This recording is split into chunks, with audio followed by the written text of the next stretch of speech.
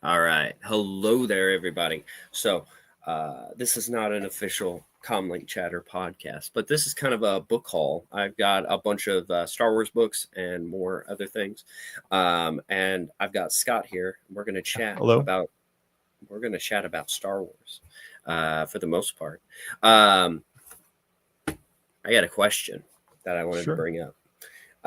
So I'm really like diving into inconsistencies with the Clone Wars and like how it's inconsistent with the EU. As I'd say, it's more inconsistent with the movies than they are with the EU. Some of it can be reconciled with, but like with the movies, it's like what? But should a typo be considered canon? What do you think? I guess it depends on the typo. What are you talking about? What are you referring to? So I was going down a list of the Clone Wars ones, and it mentioned the one senator that was it was a boy in the EU. Then they changed it to a girl in the Oh, Clone Wars. I can't remember that. Dilman Beirus. That's in the New Republic era, where it's like, yeah, I think it's like a male human, and then in another book it's a female alien. I thought it was in the Admiral Akbar story arc. I think it was one of the Mon Calamari. Oh. I think it was one of those. So Go ahead. what was the typo? Was it in the novelization to that episode? So apparently that character appears in episode 3, and it was given a backstory, and it was described as a male the whole time. And then Dave Filoni makes the Clone Wars, and then he goes, well, this character is a female because it's named after this person at Lucasfilm who is a woman. So that is why I made it a woman, not a male. And so I was contemplating that. And I was like, okay, how could this get reconciled? If they released the book, how would they explain it? And I was kind of like, this kind of falls into a typo situation.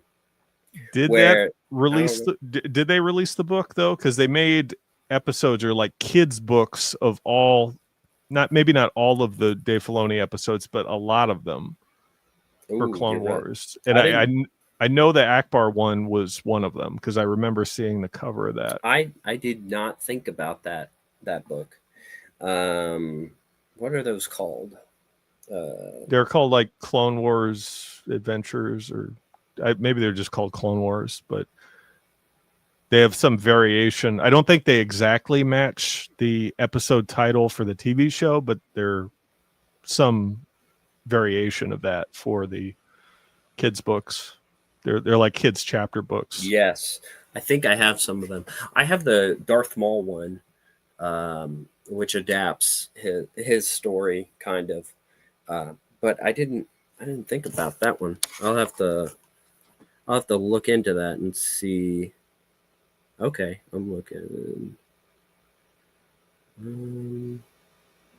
But I would normally say if it's a character depicted in the Dave Filoni Clone Wars episodes, it's either not that character because it's not consistent with the EU, or it's just an error. It's like Quinlan Voss's characterization in the Clone Wars.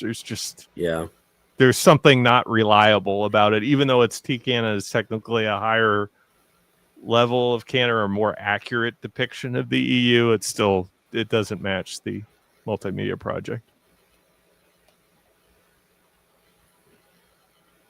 But is she prominently in the episode, or is it just something that Dave Filoni maybe says in the behind the scenes stuff that this character is a female? Can you tell from the episode itself? Yeah. I can't remember if they mentioned her specific by name, but I think it was released in the guides that was her name. And so people are like, wait a minute, it was a male. And then he gets addressed at a convention or something, and he's like, hey guys, that character's named after my friend here in Lucasfilm. So I made it a girl because I mean that's why George named it after her.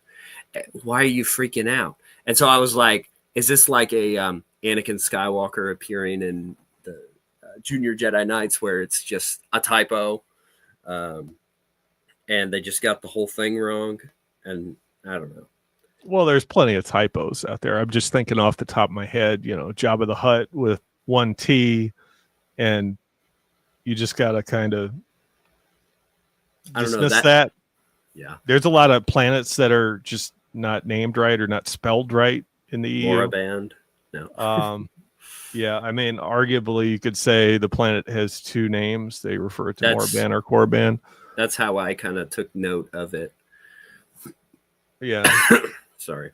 But since the character is not named in the episode, I think you could go with the fact that it's just not the character from Revenge of the Sith. It's somebody else. Yeah. Or maybe someone else with the same name that is a female. It's his mom. They have the same name. No, I don't know. Like, I'm just saying. I'm sure. Akbar has two friends, Mon Calamari, with the same name. With the same name. It's same job, too. It's like Captain Antilles. There's so many Captain Antilles. Oh, my gosh. Yes. Well, shoot, there was another one. I'm reading the Clone Wars comics again. And what was it? Volume 2, which is when Obi-Wan goes on that mission with those Jedi, the nomad Jedi. There was one named Antilles. And I was like, really? And then he goes, yeah, that was probably not his name, but we just called him that. And I'm like, what? Is this the number 2 of the Clone Wars Dark Horse? Yes, yeah. Okay. That one. Like the Republic comics or the Dave Filoni? The Republic comics. Okay. It was the New Face of War when they go up against Dirge and Ventress. Oh, yes, that's right. Yes. Still trying to find that book, but I don't know. I'll have to find it later. But I was thinking, I was like, that's just a typo. I don't know. People get passionate about the Clone Wars continuity errors. There's a lot of them. Hello, everybody, and Fine Editions. That is indeed a fine edition. My lightsabers. Guess what? There's more of them. It keeps going up. Are those the Walmart types or are those specialized? Okay. Yeah, those are. Well, okay. So I got one. It's just the Anakin's. It's the ones that came out around the time of The Force Awakens. Mm-hmm. And then I have a Darth Vader one that is like the rubies, the costume ones. And then I have these ones are my favorite. It's oh, did I cut out? Okay, it's you yellow. Froze just for a second. Yeah, you're back. That's yellow. That's and neat. I was like, hey, yellow. It was before they had Rey have a yellow lightsaber. Mm-hmm. And then yes, I do have Kanan Jarrus's lightsaber. New Canon fan. You're gonna get killed in the comments for having. I know, especially with one of the purchases that I made today. At my local game store for the card game tournament, like they gave out like a plastic lightsaber as the trophy for winning the thing. It was one of those Walmart lightsabers. They're nice. Like, Was it the ones with the characters' heads on them? No, the ones that flip out. That's what those ones are. Yeah. But the new ones that they have, they're not those anymore. They're going even cheaper. They go, let me see if I can find it. But it is a character's head, and then they designed the hilt to look like the character, and then a lightsaber comes out of their head. Well, that's not movie specific. Like, I wouldn't want that if I were a kid trying to act out a scene with my favorite Jedi or Sith's lightsaber. I wouldn't want his head on the toy. Let me see if I Oh yeah, right here. Dang it! What? The coolest toy I remember is they had the Han Solo DL-44 blasters, and they had a laser tag version of that. Ooh. I played the heck out of that. The laser tags weren't really accurate. Like you had to really really aim carefully to get to register, but it was a lot of fun. Look at that. Yeah. Yeah. The Mandalorians. He has a yellow one. Is that supposed to be the dark saber? Because No, it's Mandalorians yellow don't have lightsaber. Lightsabers are Jedi weapons. It Not should be Mandalorian. black. That would make the most sense. But yeah, these are what the ones I like. These are all right here. They're like kind of built, but like Got DEI representation there. It's like I don't want to see Ahsoka's face on all the merchandise. I don't need to see that. Oh, I got to see Ahsoka's actual face at a convention the other day. I went to Galaxy Con in St. Louis. St. Louis is a good distance for viewers. It's a good distance from where I'm at, but me and my family we went there mainly because what's his name? Who plays Moff Gideon? He was there. He's from Breaking Bad as well. My wife and I love him from Breaking Bad, and so we went and talked with him. But right next to him was Ahsoka, and then next to her was Anakin, and then the one next was Obi-Wan. So the Clone Wars Big Three was there. I didn't talk to them. We were kind of just all over the place, and yeah. It's Giancarlo Esposito. Yes, sir. It's from Denmark. Oh yeah. Yes, that's what it says. Nice. But yeah, so got to see them from afar. But yes, Ahsoka's face is everywhere. So the Obi-Wan voice actor, he did some of the audiobooks, did he not? I don't think so. I thought he did it at least a part of Kenobi. I want to say he did. Did he? Maybe it wasn't Kenobi. Maybe it was one of the new canon books. But I remember at least an excerpt. It was the Ahsoka one. I remember it was the Ahsoka audiobook. He did one excerpt of like the recording in the Jedi Temple, telling the Jedi to stay away. Oh, something like that. Yeah. I wonder if they just took that audio from Rebels, because I mean that recording is everywhere, and it's his version of it.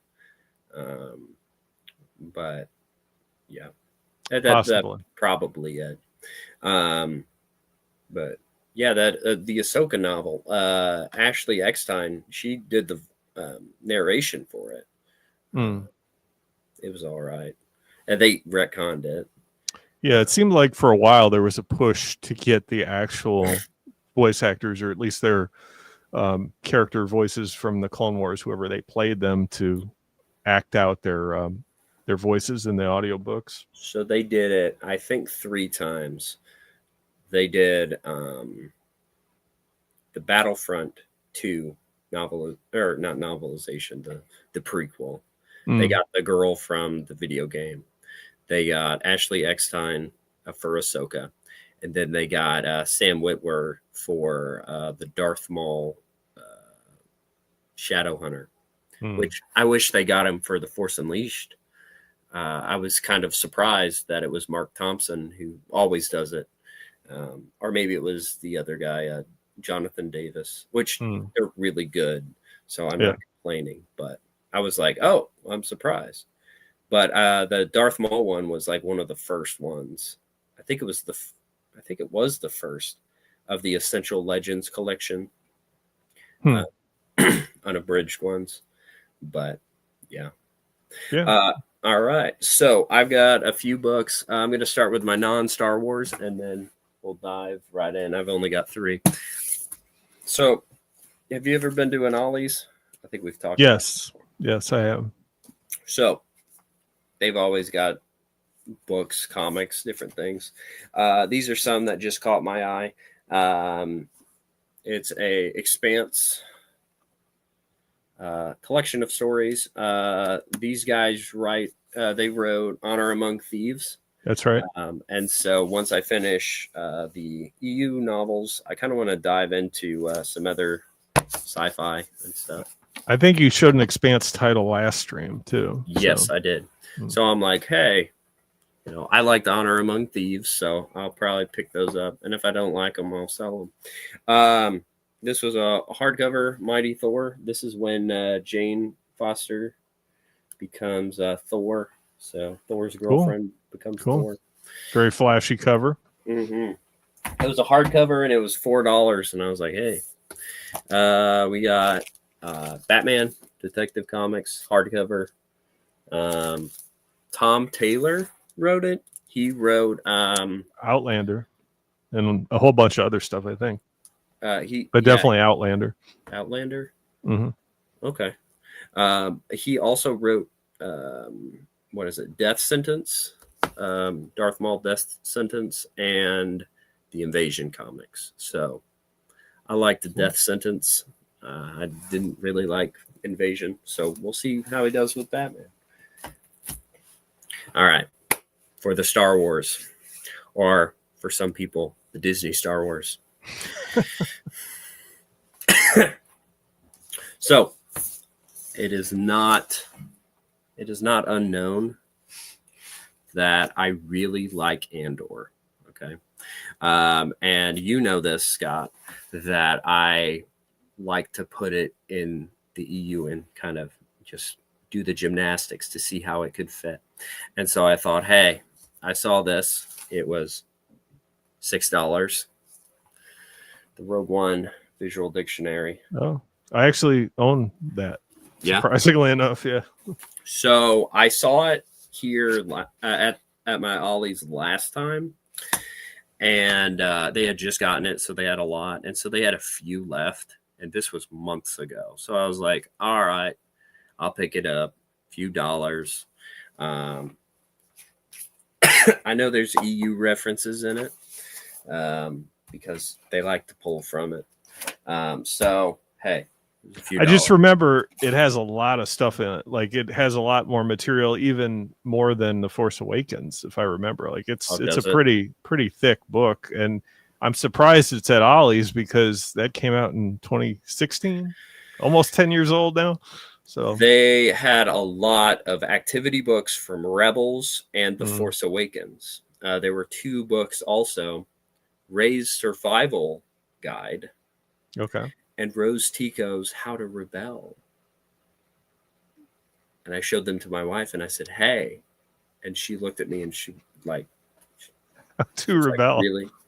Or it's like how to resist or something like that, But yeah, it's a how-to guide for the No Kings protest, right? That's what started all this nonsense. Is that guide? Go to Ollie's. Let's go. Survival guide, rebel guide.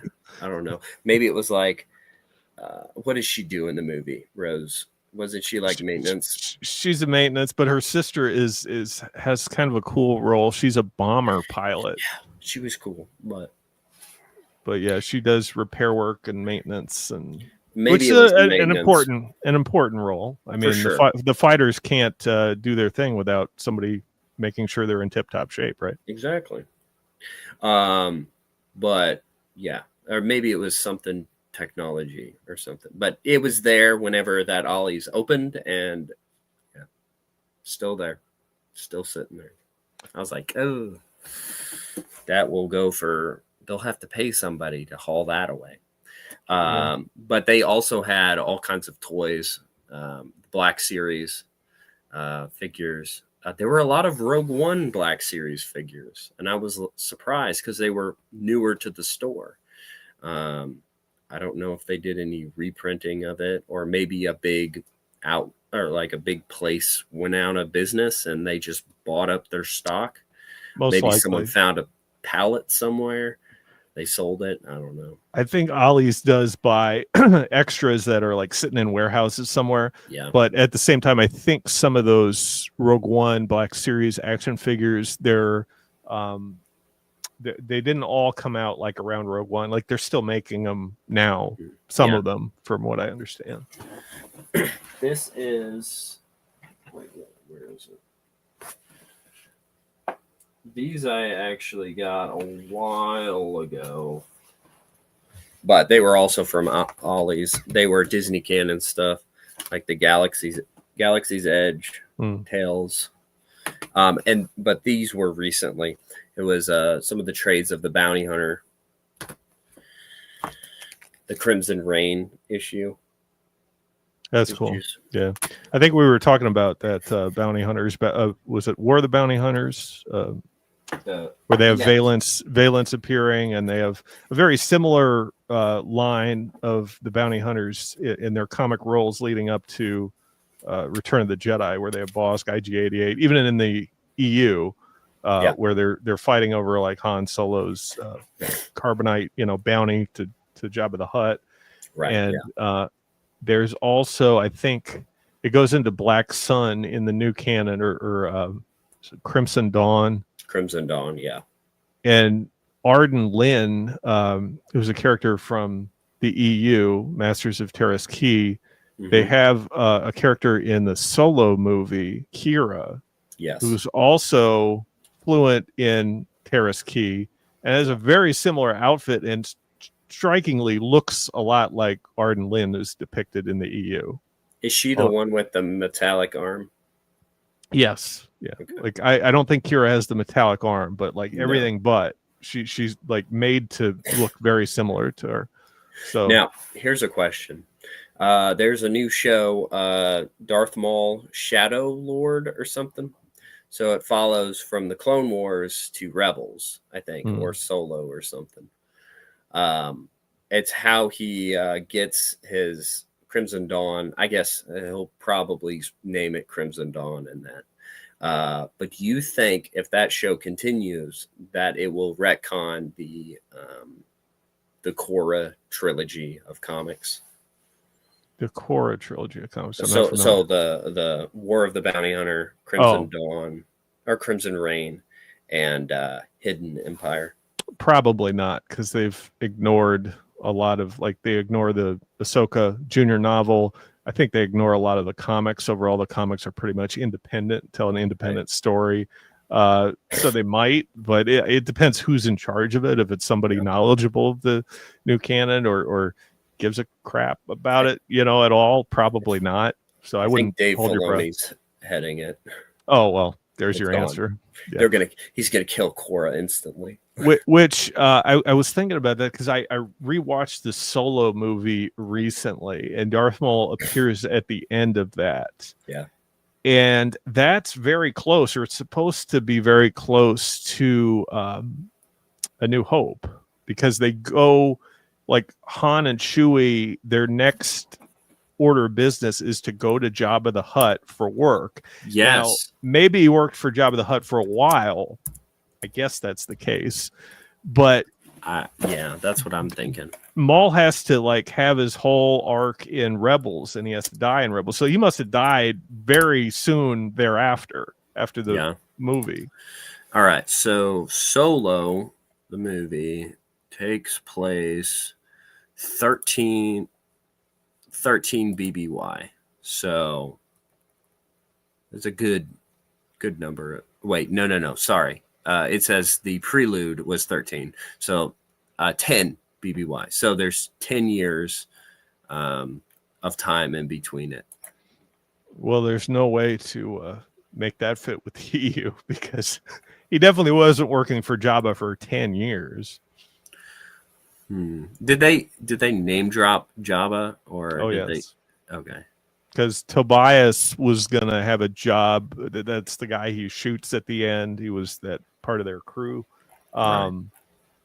Tobias had a lead on some work with Jabba the Hutt, and then Han went there after he killed him, after he escaped, and they lost the coaxium to a group of rebels, which is very similar to AC Crispin's Han Solo trilogy and Rebel Dawn, where the rebels steal a bunch of drugs, I think, to fund the rebellion. It's like the CIA Contra operation or something. I don't know what they're like. he We was got to going steal off these of. drugs and we got to sell them for money. That's I would that's what an episode of Underworld would have. Like, let's go, or at least the way that they talk about it. Like, I guess coaxium isn't drugs in Solo, but it's very illegal fuel They that's should have done it. unstable, and I guess can be used for explosives too. But He was a drug smuggler. Sorry. Yeah, they just, I don't know. That But would have been fun. it's this group of rebels run by a woman, Emphas Nests in Solo, but it's forgetting the name of her in Solo. What's his girlfriend's name in the AC Crispin trilogy? Why am I blanking? Bria Theron. Bria Theron, thank you. Mm-hmm. So very similar. I don't know if they got any inspiration from that at all. There's that monologue that Lando does about the star caves of Thon Baka or whatever. Yeah, and then there's references like the it's not a crystal skull, but it was what was in the the first Han Solo book, or maybe it was, which one had the crystal skull on the front? A Lost Legacy. Yeah. That was there in what's his name? The Crimson Dawn guys stuff. But all right, so I saw on the actually, before I get into that, there's also another group of things. Sorry. Back to non-Star Wars one. Kingdom Come. It is DC's like distant future one. I got the complete set. It's pretty cheap. Lots of plastic. Yeah. Triple wrapped. Mm-hmm. And then I found these in the wild. Have you read these? I've not read them, but I know Twin Suns Foundation gives those away to some of our younger readers because they're written at a lower grade level than a lot of the EU novels. They also have illustrations and things. Yeah, I don't think they're meant to be new canon. They're just kind of generic Star Wars stories. So they actually came out during the EU, I believe. I think that's right, but they're not EU. They're like end canon stories. Yeah. So I actually read. Well, it's the wiki, so you know how that can be. Yeah. But they actually placed it in Legends in the High Republic time frame. And I was like, what? That's so wild. I emailed the writer of the first few books, not the new ones, because the new ones integrate I think there's a BB-8 in it or Rey's reference or something. Mm-hmm. But the author of the first ones, which is that Tom Engelberger or is that no, it's Jeffrey Brown. Okay. He did the they're like the parody kids books where it's like Darth Vader and son, or Darth Vader's daughter, and it would be like Leia and the illustrations. Obviously those aren't, they're non-canon, but he said that, he was a big fan of the EU and then he filled it up with EU references. And in his head, he considers it kind of as a, off there, something else, they're like, they act like they're in high school and different things like that. Well, I think it was one of the books, was it Red Harvest, where it's like the Sith high school thing. Oh, yeah. So I am going through and I'm going to read these. Then I'll report back to you. I guess you could just say it's at some point in the timeline that isn't connected to anything else, it doesn't really matter if it doesn't connect to anything anyway. It could happen. Right. It couldn't happen. You know, Which doesn't matter. they're written, they're like the Diary of a Wimpy Kid books, and so it's a Jedi kid's diary. So you could be like, oh, you see, he changed it a little bit here. He added the flair. Anyway, it's fun. My daughter reads them, and so I wanted to know what she was talking about with some stuff. But now the feature presentation.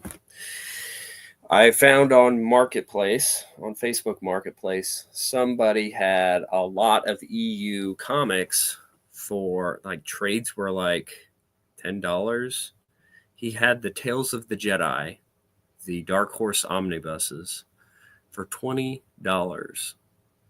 Wow. They were gone. Insane. They were gone.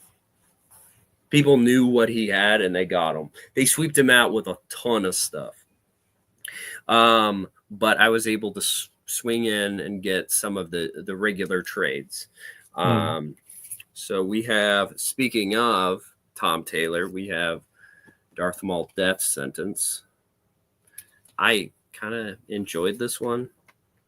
It's the prelude to Son of Dathomir. Yes. Technically. Technically. It was okay. I think he kills a bunch of Jedi or Jedi Padawans there. It's Savage Opress and Darth Maul kind of going crazy, causing trouble. So I found it a while ago, but it was at my used bookstore. A lot of the Star Wars Legacy comics, and so there were a few that I was missing, and so of course he had them. We have Volume 1. I have the 30-year anniversary of like the hardcover, the black hardcovers that they had. I have one of those for issue number 1, and so I thought, hey, if I'm going to complete the set, I might as well get the trade paperback. He was like, these probably have never been read, so, and he also gave me a deal on them since I got quite a few. So were these all $10? Well, actually, they were like, I think $7. Okay. And so he was like, yeah, I'll give you a deal if you buy a bunch. So I got that one. Number 9. Cool. Monster. Very nice title. Number 10. Extremes. Ooh, a Pelian class Star Destroyer on the back. Yeah. Not New Republic. Is it Galactic Alliance? Or is it the... Yeah. It's the... It's like... Galactic Alliance? Or, no, it's the Empire, right? Well, it's got been so long since I read that. It has the Rebellion logo. Okay, so there's the Sith Empire and then whatever the other faction is. It has the Merrick House crest on it. It stays around so long. They really like that symbol. It has a lot of sticking power. I have the hardcovers for those. The Dark Horse actually made hardcovers. I forget how long ago. It was around 2008 or so. I want to say. I think so. I have the digital versions of them on Comixology. That's how I read them, but having them physical print is nice. Yeah. They never made the Dark Horse omnibus for those. They did for other things like Tales of the Jedi, but not for Legacy, not for Dark Empire, Crimson Empire, a couple others.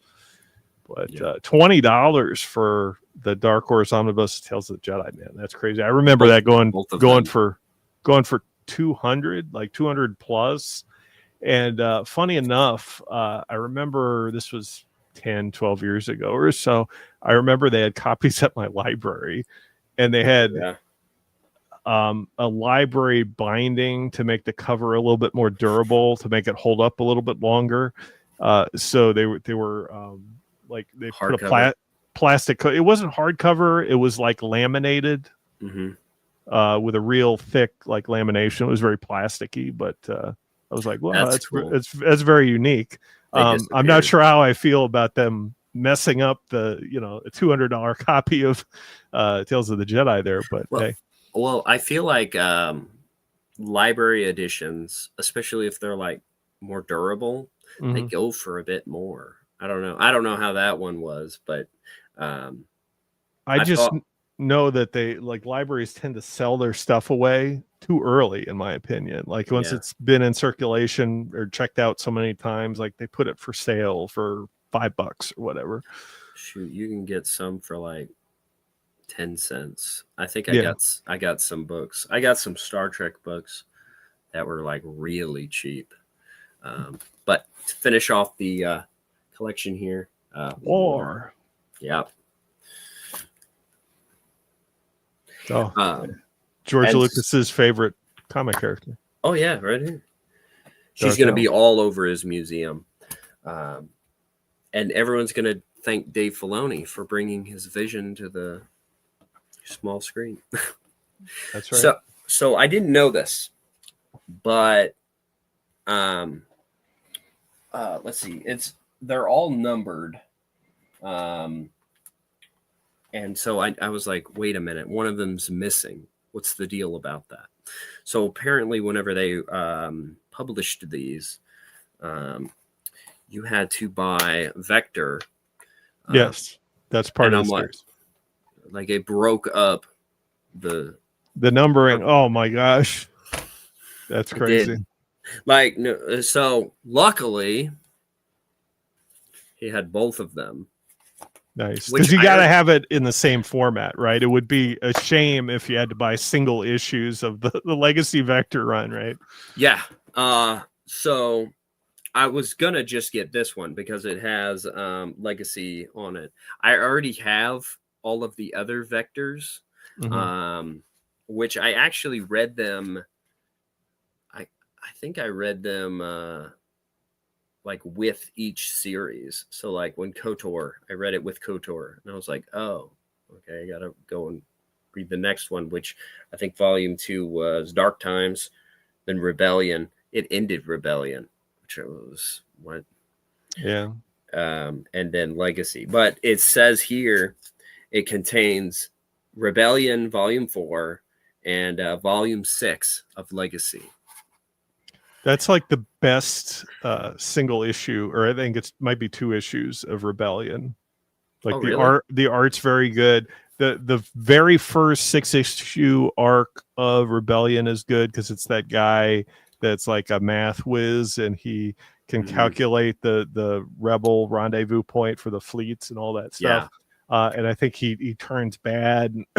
They try to stop him, or he tries to like jump ship and go to the Empire with all the secrets or whatever. Mm-hmm. But then you have the Vector issue, and it's Luke, and I think he meets Vader on an asteroid or something, and he can like sense Vader. There's very good artwork. It's done pretty well. I like that 2 issue series there. Yeah. I liked Rebellion. I read it before I read Empire, and so I was a little lost. But after I read Empire, I then read through part of Rebellion again, and it was really good. Something weird that I noticed whenever I started collecting was that the Epic collection for the KOTOR comics has this image, which I feel like is maybe the worst image to put on Old Republic, because boom, Darth Vader, Old Republic. Yeah. I don't know what you think, but that was the cover for Vector Part 1, which I had to get because it would ruin the format. It doesn't match the era at all, but I'm sure Darth Vader sells, so I think that was a calculated effort to put Vader on the Probably. cover there. Yeah. So I got these two. I'll figure out how to do the numbering, I guess, putting it on my shelf. Oh, yeah. So what is Vector is supposed to be like number 8 of the trade paperbacks, something like that. Maybe it's 6, 7, 8, something like that. So for the Legacy, it's 6. For Rebellion, it's 4. It's 5 for KOTOR, and it's 3 for Dark Times. Another thing that I found, which is like kind of rare, even though the quality is not as good. It is number 1 of SWTOR. Oh, nice. Yeah. Blood of the Empire. Same, it was about $6. Cool. And so he also had part 3, which I already had part 2, so I didn't pick up that one. Yeah, those trades for those seem to be pretty high. I'm sure the cost has gone down now that they reprinted them in the Epic Collection. Yeah, that's how I have mine now. But yeah, which I'm not going to get the Epic Collection now. I think I had it probably on my Kindle or something. But I do.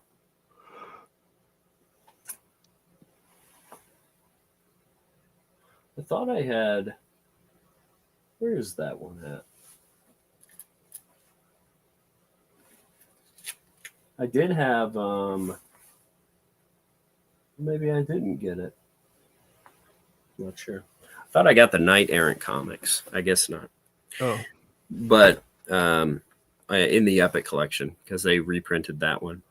But this is probably the best buy that I had gotten.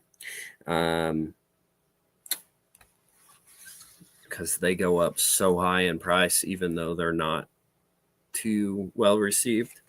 But the Dawn of the Jedi. So we have Force Storm right here. And then I got book 2. He didn't have book 3. And so I'm really annoyed because if he did, I would have bought it up for $7.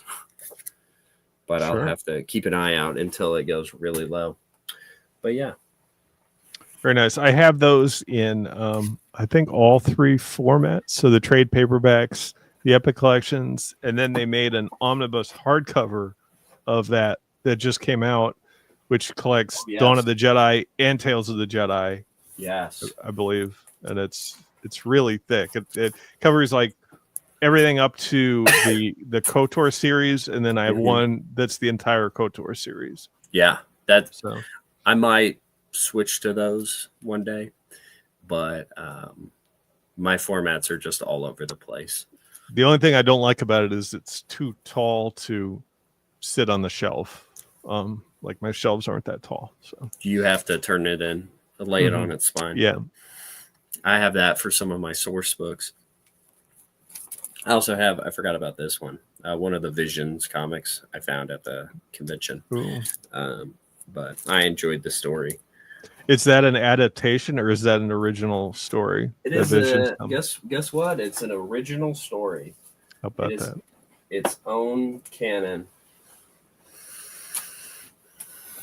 I think there's I mean, we probably all known this for a long time. There's prejudice against the expanded universe, and Visions is an example of it.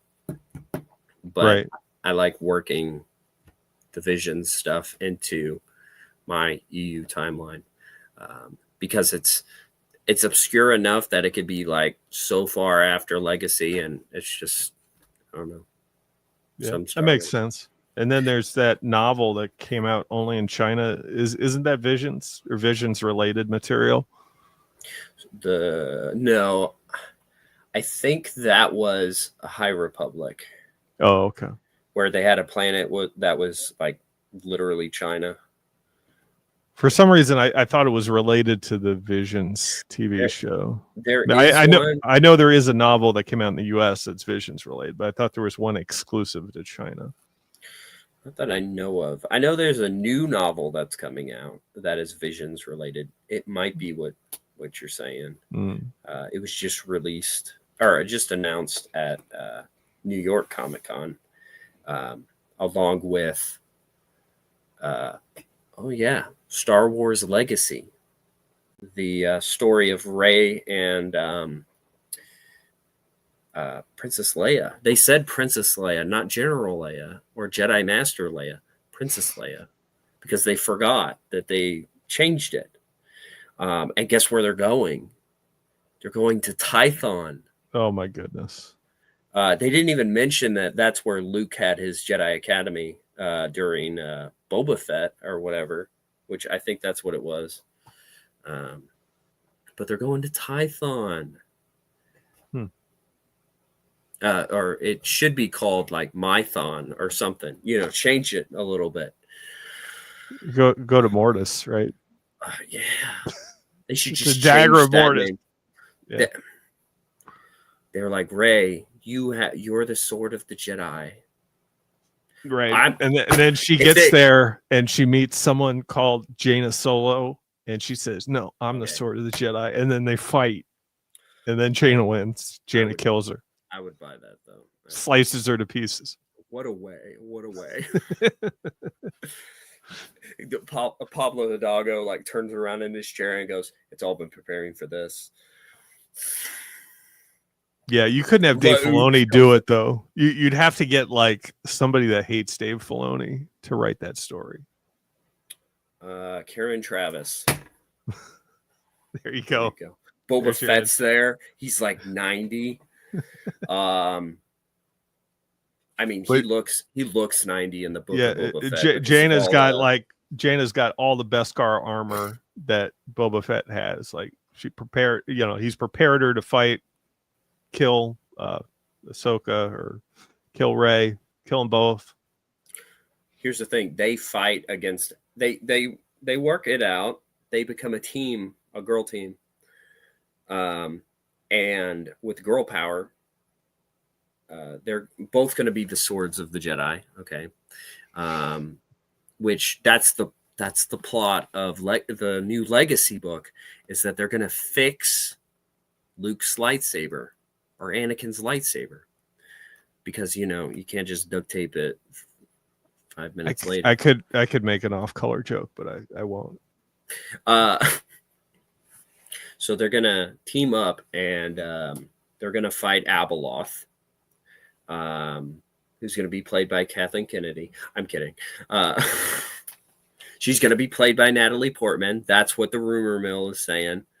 Because Anakin's going to be the father. And so they're going to be like, she's going to be like, I am all the evil. I am Star Wars. That's what she's going to say. And then Rey's going to say, no, I'm the sword of the Jedi. And then Jaina's going to say, and I'm the Star Wars Legends sword of the Jedi. I thought Kathleen Kennedy's line would be, the Force is female. I am the Force, and the Force is female. That's it. And then it ends with Pablo Hidalgo writing at the end with Dave Filoni. That's a great idea. Like they don't show the finale, but they talk about it. And then Kathleen Kennedy retires after that. She's like, that's my denouement. That's my She kills conclusion. them, wipes Jaina out. She's like, Rey, join me. And then she joins her. And then she goes, finally, my replacement. I can retire. That's great. I love it. There we go. Guys, Star Wars Legacy. They couldn't have called it Legacy of the Jedi. I know that's a book, but at least it's obscure enough. Right. Well, they're almost running out of names at this point. Legacy of Skywalker. Yeah. That's there's so many dark Nest, you have Dark Force Rising, you have Dark Saber, you have all this stuff. If you just come out with a name out of the blue, it's probably already been taken already. Oh, for sure. You do it for 35 years. Yeah. Oh, that's good. They changed it. Oh, wait. No, they didn't. You look up Star Wars New Jedi Order. Star Wars New Jedi Order in Star Wars can refer to... Oh, well, AI knows what it's talking about.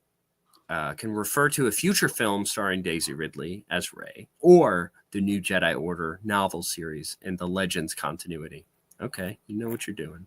Mhm. Oh, and then the first link is the books. Good, they fixed it. You think that's the excuse why we didn't get the was it Essential Legends Collection, New Jedi Order, because they said no, they're not allowed to do that while they have a New Jedi Order project in process. I think that's a possibility. I actually think if they go forward with New Jedi Order, the Rey movie, Mhm. they will release those. That would be Because confusing. That's like having two Anakins, an Anakin in the prequel series and then an Anakin in the New Jedi Order. okay. I think they will go, wait, there's New Jedi Order books. Let's make money. Because they did that with what was it? They had the X-Wing Rogue Squadron movie coming out, and so then they released the books, and then that got canceled.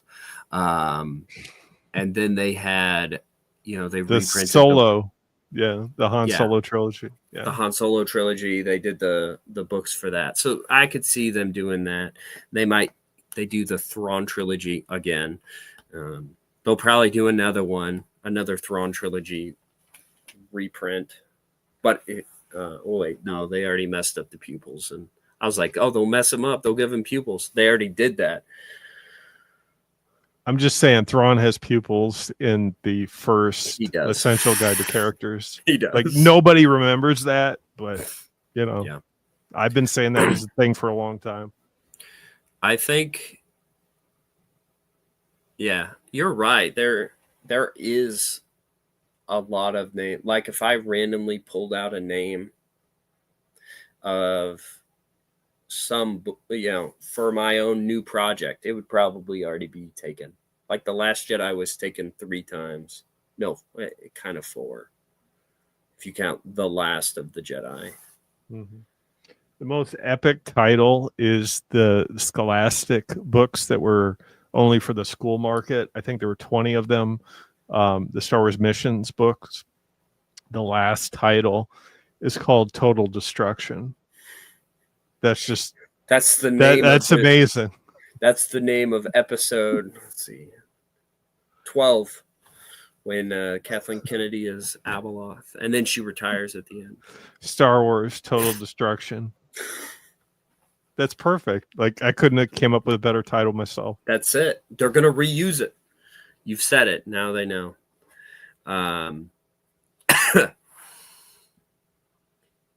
Yeah, it's crazy. So I got something recently. Ooh. I got a great deal on it. It's a book that I sold. I think I showed you before we went live, but I'll show it. Show the viewers. Show the viewers. I paid. I think it was $45 or $50 after I sold this for $150 or so. I want to say several years ago. I'm not the biggest Old Republic fan, but I figure it's something I should have. And I shouldn't have sold it off, so I rebought it. So we're twins. Yes, we're friends. You don't have the dust jacket though. I took it off so I didn't tear it. Oh, see, mine's already torn a little bit. Mine is too, but I didn't want to make it worse. Yeah, a little frayed. Yeah. But it's like somebody took a bite out of it. But, hey, got hungry for the lore. That's already on Wikipedia. I forgot how good art is in there. The good the art is. Is it from the video game? Because I've never actually played the video game, but like you got close-ups on all the characters. I guess it's how the characters are in the game for the most part, but there are some drawings as well. There are, yeah. So there's some stills from the trailers. There are some, screenshots from the game, and then it looks like there's some original art. Some of it might also be from the who is the Cathar Jedi? That has the he narrates the he's like the historian of the SWTOR time. And he like recaps the events of like KOTOR and Tales of the Jedi. He does it. There's it's like on their YouTube channel. He like does a presentation going through. But is it Juhani? Yeah, I think so. It isn't Silvar. Silvar is the Tales of the Jedi.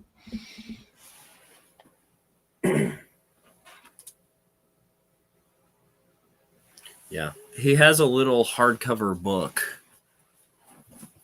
Let's see if I can find it. Cathar Jedi who joined Revan and helped destroy the Star Forge.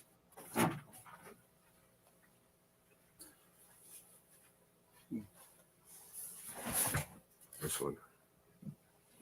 Oh, Nostero. Gostero. Is he a Cathar? I didn't think so. I thought so. Let me see. But yeah, this book just it summarizes those things. Yeah. Interesting. Like I said, KOTOR isn't my strong point, but yeah. Wow.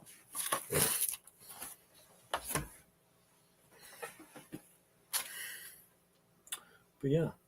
What So have you been go ahead. I was going to talk about the Inkstone press books that have come out. So they announced a Yoda Dark Rendezvous hardcover. And then the other one, which is notable because it never came out in hardcover, is Knight Errant. Mm-hmm. So I ordered both of those, and I guess they're going to be shipped. I've seen some people receive it on some of the Facebook groups and that. So mine's still in the mail. I haven't received them yet, but looking forward to getting those. And I actually found out through one of the Facebook groups who's in charge of Inkstone Press. So it's based in the UK. There's some guy in charge of it. And I asked him if he'd ever want to talk about how they select their titles, what's off limits, and what they can do from Del Rey's standpoint, because they're reprinting books that are already printed in the Essential Legends collection treatment by Del Rey, just as a hardcover sort of boutique version that are signed by the authors. Usually, I think all the ones they've done, they've been signed by the authors and then numbered. They used to do up to 500, and now I think they've extended it, probably because there's a lot more demand, up to 750 now. Okay. So depending upon their licensing arrangement or their sub-license arrangement, I wonder if they could ever do short stories. I mean, that'd be something to ask, like what is allowed versus what isn't. Because the guy in charge of it is a real Star Wars fan, and I assume he's got all the books just like we do. He likes the Legends because all the titles they've done, well, not all of them, but a lot of them have been Legends titles. And I'm sure he'd be interested in seeing more, potentially, if we got the right author to do it and we got the permissions. Doesn't have to be anything crazy or earth-shattering. We wouldn't want to write Sword of the Jedi or anything, but just on a small scale, get something new, right? We were talking about, before we went live, the possibility of doing more annotated versions of some books now that we have the Revenge of the Sith exclusive hardcover special edition. It's very pricey, but from what I understand, it is a very beautiful looking book. Has like silver pages or black pages or whatever, but it looks really good from a lot of the pictures. I don't know how the annotations are very good. From what I've heard, Matt Stover is a little dismissive of the EU in a lot of ways. Is like, the EU was just this thing that existed at the time, and when I wrote the novelization, and there's this famous interview where he gives back in 2005, like, it's not a novelization, it's its own EU story that just happens to follow the Revenge of the Sith screenplay. But from what I understand, the annotations now are a little bit more dismissive and not as he doesn't champion the EU the way he did in those older interviews. So it's probably not meant for us. And I think he has to walk a little bit of a fine line to not say, oh yeah, the EU was the real thing, it was taken away, it's a shame, because that would kind of trigger some of the new canon fans that probably buy this sort of thing. They wouldn't want that kind of material in the book, I don't think. Yeah. I mean, there's the famous interview where he talks about the expanded universe, and he says, to us, or it was canon. It was the definitive like it was canon. Yeah. You see it Star Wars Scran, yeah. Yes. Shout out to him. He does a lot of compilations of interviews from before Disney, when these authors would talk about the expanded universe and the Star Wars canon, and they used that vocabulary then because, I mean, that's what it was to the publishing. This is canon. And even to George at certain times, he saw his story continue through the books because he couldn't tell those stories. But yeah, I don't know. Good channel. Right. But, and people forget, like, since there were no more movies, the movies were off limits. There was potentially a TV show, Star Wars Underworld in the works at some point. But the way this story was continued was through the novels. Like, there probably wouldn't have been prequel movies had the Star Wars EU hadn't restarted everything in 1991, got the hype train going again. It wasn't totally responsible for the Star Wars prequels starting again, but like it played a role, I think. It definitely gave them a lot of money to work with because they were all like bestsellers. Right. For all the people that say, oh yeah, George Lucas didn't care about the EU, I don't think he ever didn't cash a check, from some of the licensing deals that he did, either with the action figures or with Del Rey or with Dark Horse, any of the video games like LucasArts. Like this, all this stuff made him money, and they made so many reference books tying it all together. Even if that wasn't his idea to tie it all together, in essence, that's what happened. So, who is the head of Lucasfilm, like the tie-in media, or what was it? Sue Rustoni? I think she was the Del Rey liaison. It was Howard. It was Alan Alan Kirsch, I want to say. Yeah. And Howard Rothman also has some quotes. He's like the executive vice president or something of Lucasfilm. Yes, yeah. I think he had Kathleen Kennedy's position before Kathleen Kennedy. I think so. But he has some quotes about how they viewed the expanded universe, and they took proper care and how all the characters were portrayed and depicted, and there was a lot of restrictions on what they could and couldn't do. Everything had to kind of go through approval, various levels, and that changes as the EU evolved over the years, and maybe there were less restrictions in 2014 as there were compared to like 1991 or 1992, but there were some. So there was a process in place. I think it was after 2008, whenever things kind of got wishy-washy a little bit. Yeah, well then Dave Filoni had pre-ran because he was doing a TV show technically, and then all the EU subsequent to that sort of had to match the Clone Wars TV show. So that's why there's references to like Mortis and Fate of the Jedi and that sort of thing. Yeah, for sure. But yeah, it's pretty neat. Are you gonna pick up the Revenge of the Sith annotated? I'm waiting for some people to review it to convince me that I should get it, because it is pricey. I think it's about $50. I mean, US, so it's not cheap. Yeah.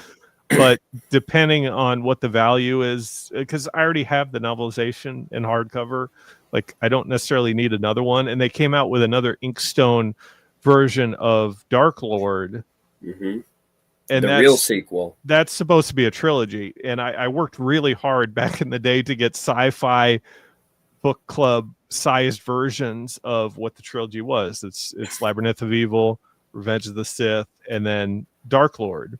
Right. And then subsequent to that, this book called Kenobi came out by John Jackson Miller, and that kind of breaks up the trilogy. So it's after Revenge of the Sith, but before Dark Lord.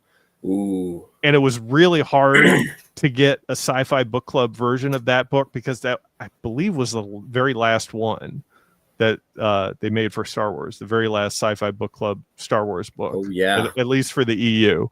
I think they made like A New Dawn or some of the new canon books after that. But since they reprinted the Kenobi novel so many times, that put downward pressure on the price of the sci-fi book club version. So I finally have that, and I have the whole well, it's not a trilogy anymore, but it's like 4 books, all the same size. Like I don't need another full-size hardcover on my shelf. Yeah. Let's see. You know, I was looking at the release date of Kenobi. It was 2013 was whenever it released. We'd almost have to believe that John Jackson Miller was outlining A New Dawn while he was finishing up Kenobi. So that's kind of interesting. That's very possible. I think at one point Rebels was supposed to be EU before they decided to revamp it. So I don't know if he made any changes to that based on the fact that it was going to be new canon. Be something to ask him. I may have already answered that question before, but I'm not sure. I know James Luceno had changed certain things about Tarkin in the Tarkin novel, but again, that novel was supposed to be written as an EU novel to begin with too. So yeah, I think, was it up until Aftermath? I think, because you had A New Dawn, Tarkin, Heir to the Jedi. There were a couple other ones. There was Bloodline, which was never meant to be EU. Like Leia acts very differently. Like if you compare, is it Bloodline or Bloodlines? I forget. But if you compare that to something like Black Fleet Crisis, she's the opposite of what she is politically. Like she's very anti-military in the new canon book, where she's very pro-military in the Black Fleet Crisis. In fact, Christopher Nelson did a YouTube video showing the display for Tyrant's Test, and he accidentally referred to it as Tyrant's Nest. And I said, when I was talking to him about the title, I told him I like that title better because it specifies that the tyrant is Nil Spar that he's referring to there, and not Leia. Because I always joked the way Leia acts in that trilogy, she could potentially be depicted as the tyrant, portrayed as the tyrant. Which I think it's kind of the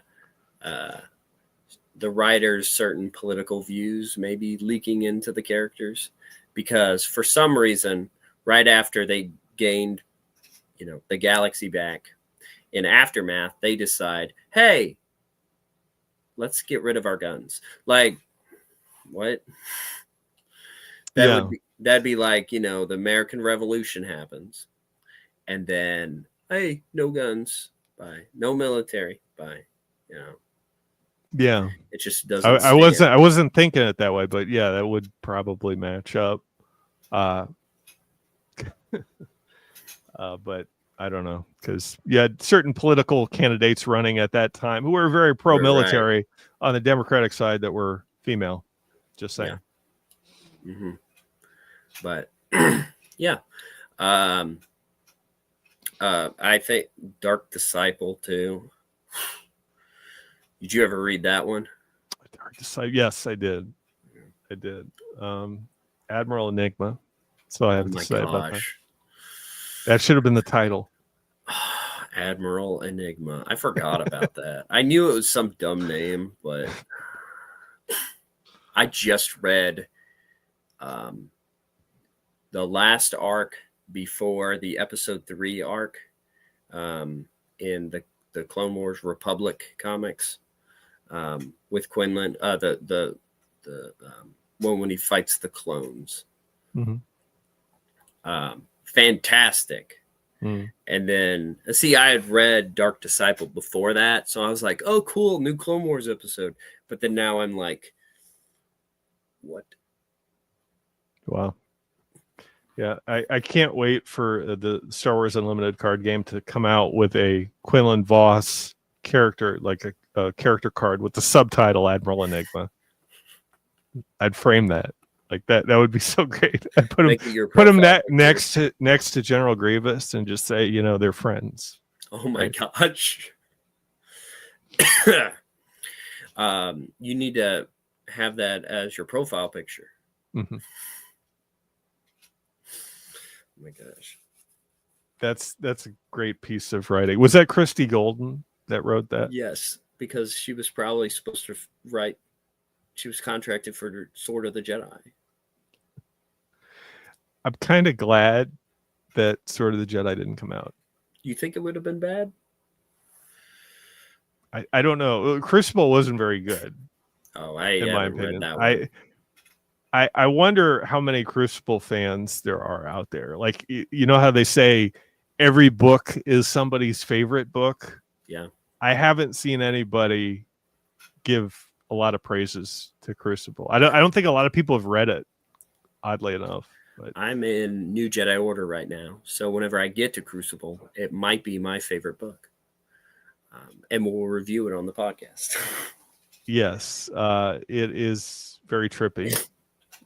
You think Crystal Star is weird? Just wait till I you actually get to haven't Crystal. read Crystal Star yet. Oh, I've read a little bit of it. I read the start, the setup. The kids get kidnapped again, mhm. but Luke's all whiny because Callista dumped him, I think, right? Yeah. Or at least it was retroactively made that way. Like, I guess he out of character, and then those books came out, and then it kind of like works together. I don't know. I guess it sort of does, but like Luke gets very upset at Han, and it's not clear why. It's like maybe they just needed some tension in the book, and that's how Right. Vonda McIntyre did decide to write that. I don't know. People say like, oh, the Crystal Star was causing these rifts or people to act differently because everybody on that space station worships Waru. And Waru has some element of mind control, but it's not clear if that was influencing Luke's behavior or what. But He had to swim within Waru to cleanse himself. Mm-hmm. Yeah. But yeah, it's pretty wild. I think the guy that kidnaps the twins, Hethriar, Mm-hmm. he acts very weird too. Very early 90s villain, kind of creepy. Don't like it. Wasn't Don't he like an it at all. Inquisitor or an apprentice of Vader's? He was an apprentice of Vader, him and his wife. And then his wife left him when she got pregnant, or I don't know. But yeah, she's like, you're not turning my child to the dark side. Tigris, his name was Tigris. I don't know where they come up with these names. They're so funny. There was a well, no, they didn't have name generators because the internet was dial-up. But there was something. I don't know. Maybe it's from Star Trek. It in a lot of ways, it seems like a Star Trek novel where they go into the holodeck and like they'll act weird at certain points. Very, very Star Trek esque. I guess Vonda McIntyre used to write Star Trek as well. The world's biggest Crystal Star fan pointed this out to me on his podcast or his live stream. Matthew Wilson, the Geeks Addict. Let me find where is Crystal Star. Have to have it somewhere. But there is there it is.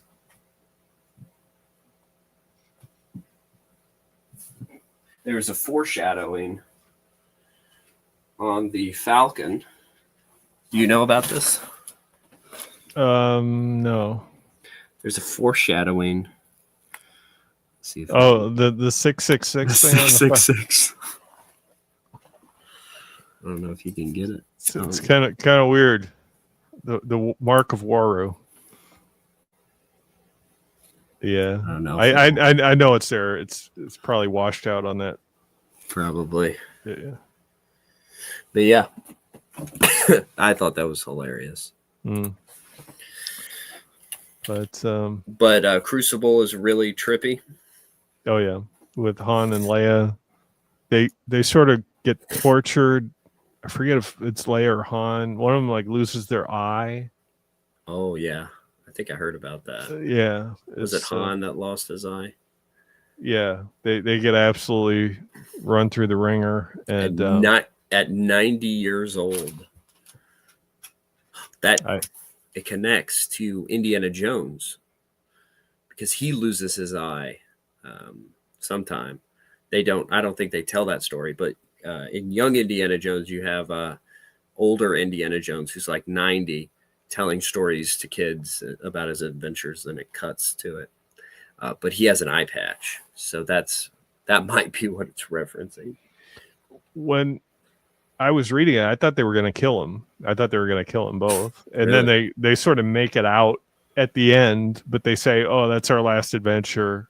Like we're too old for this," and they just kind of go off into the sunset. And I guess there's a reference to like Jaina going to find the Dagger of Mortis. Like that's a continuing reference that was like brought up that's going to happen off screen, and that's the next adventure. So it sounded like he had at least some advanced knowledge of the Sword of the Jedi, what was coming next in the lineup there. But it's just very bizarre. That's not a good way to end it.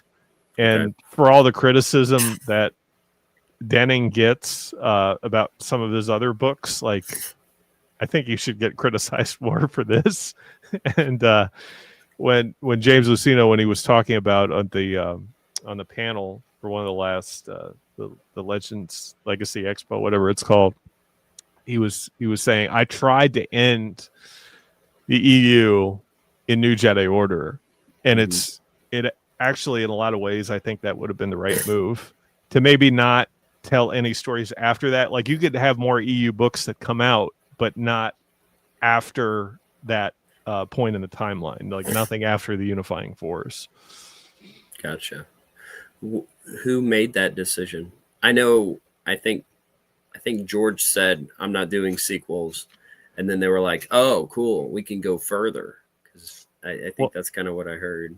I think he was not the point person for Del Rey after that. It got transitioned to Troy Denning at that point. So Troy Denning had the mastermind plan behind the other series, Legacy of the Force, Fate of the Jedi, and possibly beyond that.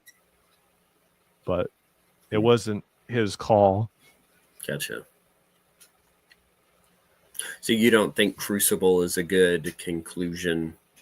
No. I wouldn't really recommend that to anybody. I mean, if you read that as your first EU Star Wars book, I don't know how that compares to some of the new canon books. Like it might be on par with some of the new canon books, but gotcha. Okay. Is Aftermath better than Crucible? I don't know. It's a good question. Aftermath, it's not that memorable. I'm sure Crucible, if it is bad, as bad, like if I think, it'll probably be humorous though, so I can enjoy it. I don't know. Maybe it's not. But I don't remember it being humorous. Well, like so bad that it's good, if that makes sense. I could see that. Because like I mean the sequels, or specifically episode 9, is so bad that it's good sometimes. It's like, what are you doing? Me and my friend, we had such a fun time watching it. I wouldn't say the same for the sequel movies. The standalone movies, I liked Rogue One, and I like Solo except the Lando part, like the Lando and his droid. But again, to your point, that part is so bad that it's sort of good. Yeah. Where the droid says equal rights, like it's kind of funny. It's kind of funny. I forget. Like I kind of look at Solo. Like I have a love-hate relationship because it's canon, and I love the books. But I kind of, whenever I'd watch it, I'd go, you know what? This isn't that bad. That could work around this. Okay, this is fun. And then she goes, equal rights. I'm like, okay, Well, I forgot. And then she's like digging in her pants to open the door. And I'm like, oh gosh, I forgot about this thing. there's one part where the droid, is it L3? L3. She's talking to Kira about how, like, oh, Lando has the thing for me, but I it wouldn't work. I'm a droid. But on second thought, it may work. And then Kira's like, how would that work? Like even Kira's kind of making fun of it. Well, you look at her reaction. Apparently, the people that made it initially were the 21 Jump Street movies, like with Channing Tatum. Like it was those guys. I thought it was Lawrence Kasdan. No. Well, No. He wrote the script, I think. Well, maybe. Yeah. But and the Happy Days guy, Ron Howard. Well, he was the new guy that came in. They originally had the 21 Jump Street guys. They're credited as I don't know, like assistant, like writing or something. Okay. Because they wrote it initially with Lawrence Kasdan, or maybe it was with his son or something. And then I heard that Kathleen Kennedy saw the product, hated it, fired them, and they got Ron Howard to fix it. And I heard what they were going to do is L3 was going to be a joke making fun of like the SJWs and the and possibly. So that's how it came off to me. It was going to be worse. And it was just a whole joke throughout the movie. And then, she dies and it's hilarious. People are supposed to laugh. Kathleen Kennedy was like, what is this? This is horrible. We need a safe guy to come in and fix it. Which, I mean, his movie was pretty good. Because that theme does come up in Droids, the old 80s cartoon where Anthony Daniels does C-3PO, and he's like, yeah, our droids are treated like second-class citizens or something. Like, like we should be treated with dignity or something. Right. Which I'm all about a droid rebellion. Like, let's go. That'd be cool. And there is a Droid Rebellion comic too. Yeah. Which was good. IG-88 is the head honcho. I think it's IG-88A. Yeah, I think so. Like he takes over the Death Star. The Death Star, and then he goes, "Whoa, shoot, dead." I made a video about that. That was fun. But yeah, that short story is kind of a big joke too. As a lot of the other ones are in Tales from Jabba's Palace, but I remember the IG-88 one. There's an Imperial that Darth Vader. I think he gets executed by Darth Vader, and he doesn't like his nose or something, and he's trying to get this promotion or something to like get money to fix his nose surgically or something. Doesn't he take his helmet off in front of him? Something like that. But it ends up not mattering because Vader just kills him. Yeah. Anyway, so I don't know. Maybe he was bored that afternoon. I don't know. There's one of like what is it? It's like Jabba's cook or something. That's just hilarious. Melakili, the Rancor Keeper. That one was fun. but Yeah. like he was hanging out with the cook, and I think there was a separate one with the cook, but He's trying to point, like, everybody's trying to kill Jabba except like one person.